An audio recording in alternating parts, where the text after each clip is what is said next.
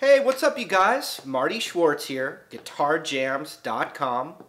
The website's got a ton of lessons on there that'll really help you. Beginner, intermediate, advanced, anything you need. What I'm going to do right now is I'm going to give a very beginner guitar lesson. Right off the bat, here's what I want to say with the open chords. I'm going to just talk about an E minor chord, an A chord, and a D chord. Those are the ones I like to teach first. So the E minor chord has the index finger on the second fret of the 1, 2, second string down. They call it the fifth string. Don't get confused by that. I'm just saying 1, 2. Second one down. It's called the A string. Index finger there. Middle finger goes down on the second fret of the D string. And you strum the whole guitar. Okay? The next chord, the A chord, is these two fingers kind of stay in the same shape, but you scoot them down a string. So now, 1, 2, third string down that way, index finger on the second fret of that, middle finger on the second fret of the next string down, and then ring finger on the second fret of the next string down from there. And you strum everything except this top string right here. It sounds like this.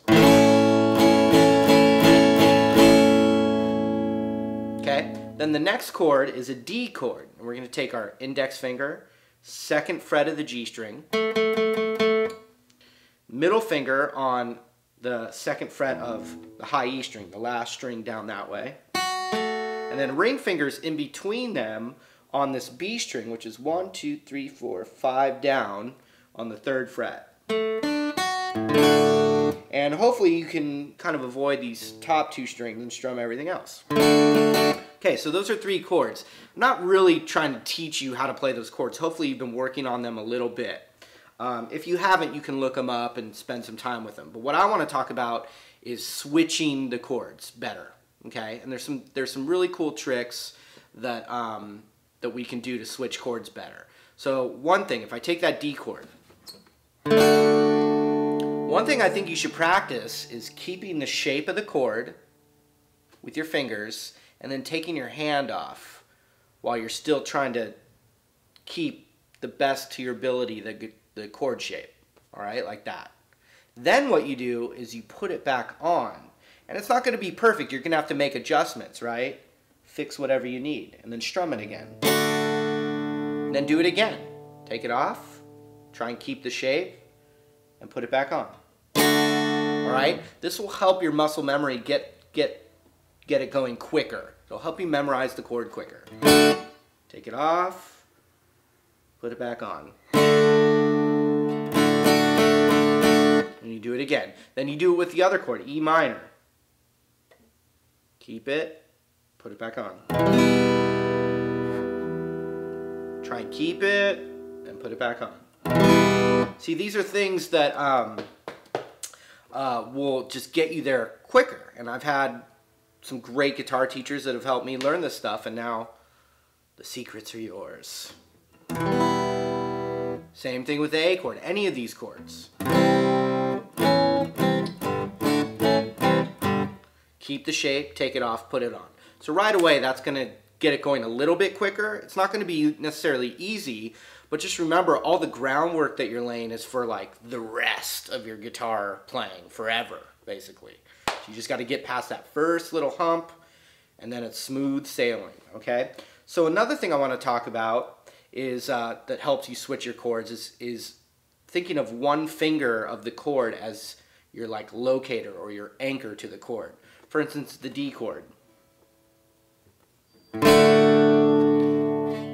Typically, I think of the anchor or the starting point of the chord as whatever finger is the highest up this way. So with the D chord, it's my index finger on the second fret of the G string right there. Okay?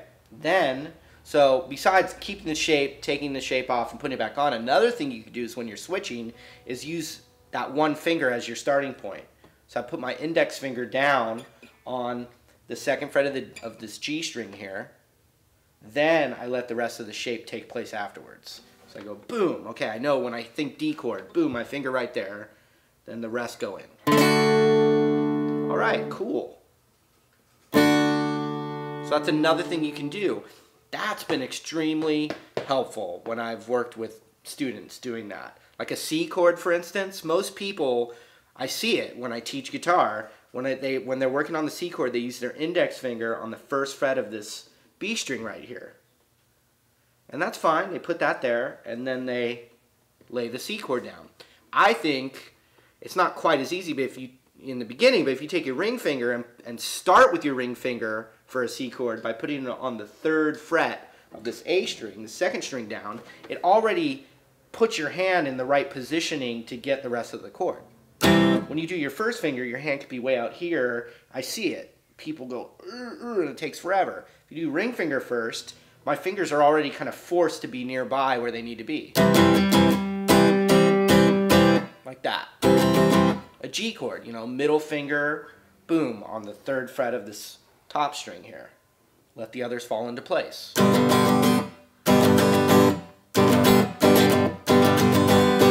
Just like that, okay?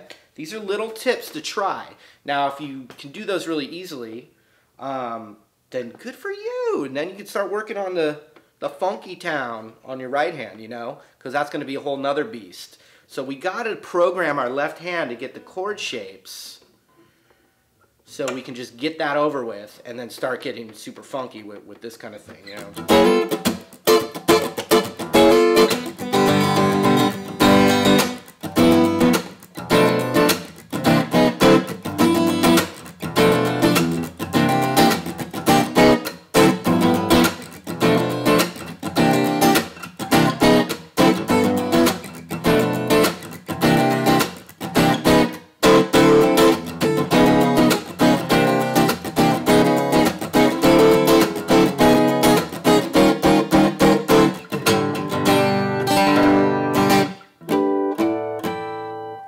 So anyway, Marty Schwartz here. Got a ton of great beginner lessons if you're interested at guitarjams.com. You can even try it out for 3 days for free, no strings attached. Love for you to come say hi. Appreciate the support, you guys, and we'll see you at the next lesson. Later!